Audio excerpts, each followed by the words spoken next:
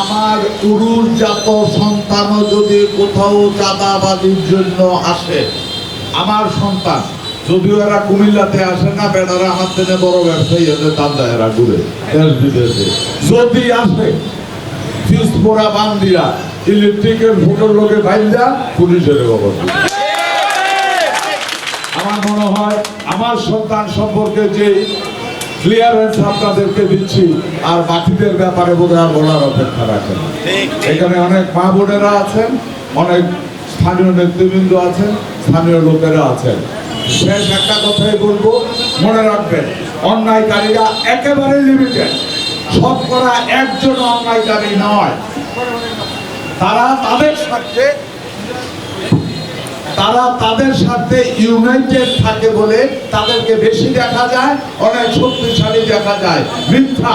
আপনারা সবাই একবার জেগে উঠেন, কোন অন্যায়কারী এই এলাকাতে না, এই শহরেও থাকবে না।